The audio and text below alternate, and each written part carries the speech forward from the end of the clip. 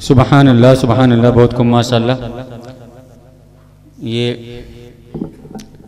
ہم اور آپ نعت نبی صلی اللہ علیہ وسلم سماعت کر رہے تھے اور حضرت ہمارے اور آپ کے درمیان نعت نبی صلی اللہ علیہ وسلم گنگنا رہے تھے،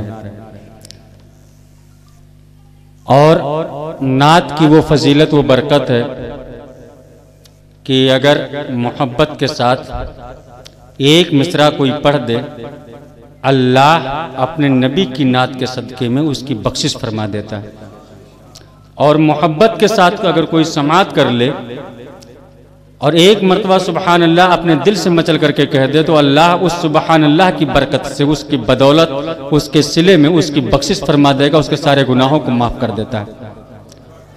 یہ نعت کی برکت ہوتی ہے میری پیاری قوم۔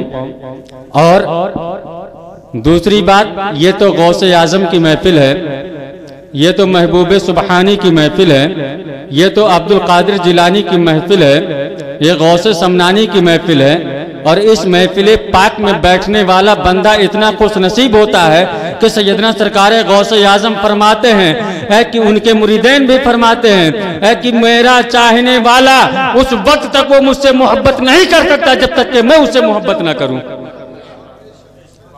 جب تک کہ میں کسی سے محبت نہ کروں اپنے مرید سے، میرا مرید مجھ سے محبت نہیں کر سکتا۔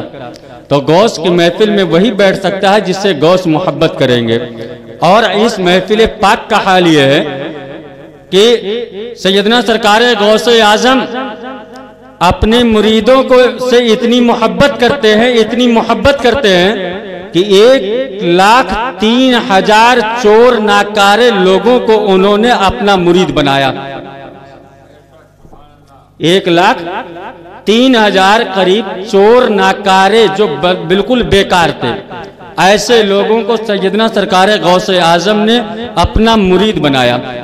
ان کی بارگاہ میں ایک چور پہنچا اور وہ بے نمازی بھی تھا۔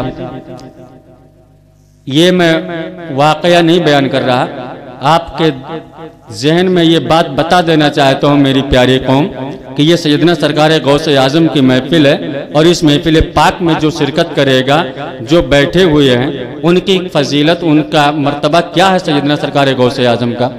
ایک چور پہنچا اور کہا سرکار مجھے آپ سے بیعت ہونا ہے، مرید ہونا ہے۔ کیا ہونا ہے؟ مرید ہونا ہے، لیکن میری 2 شرطیں ہیں، میری 2 شرطیں ہیں۔ کہا کون سی 2 شرطیں ہیں؟ کہا ایک شرط یہ ہے کہ میں چوری بند نہیں کروں گا۔ کیا کروں گا؟ چوری کرنا بند نہیں کروں گا۔ سرکار غوث اعظم نے فرمایا دوسری شرط بتاؤ۔ کہا دوسری شرط یہ ہے کہ میں نماز کی پابندی نہیں کروں گا، نماز نہیں پڑھوں گا، معاذ اللہ۔ دونوں باتیں اس نے رکھی۔ سیدنا سرکار غوث اعظم خاموش ہو گئے، کوئی اس کو جواب نہ دیا۔ پھر آپ نے فرمایا میں تجھ کو مرید نہیں کروں گا۔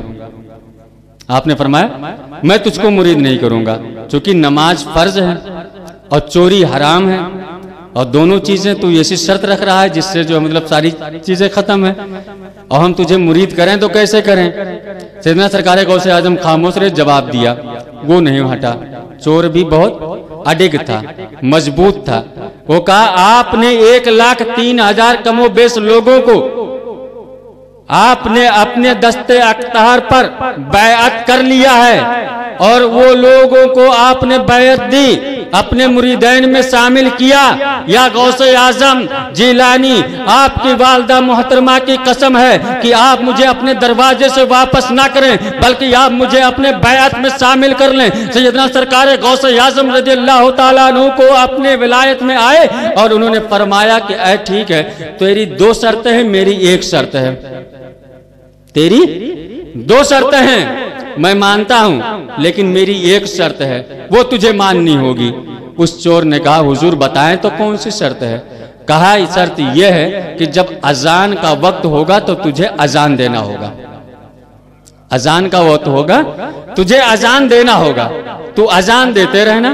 میں تجھ سے نہیں کروں گا کہ تو نماز پڑھ، میں تجھ سے نہیں کہوں گا کہ تو چوری بند کر دے۔ اس نے کہا یہ تو بہت آسان طریقہ ہے، مجھے اذان ہی دینا ہے، کوئی ضروری نہیں کہ میں مسجد میں اذان دوں یا اپنے گھر میں اذان دوں۔ سیدنا سرکار غوث اعظم سے اس نے کہا کہ کیا میں اپنے گھر میں اذان دے سکتا ہوں؟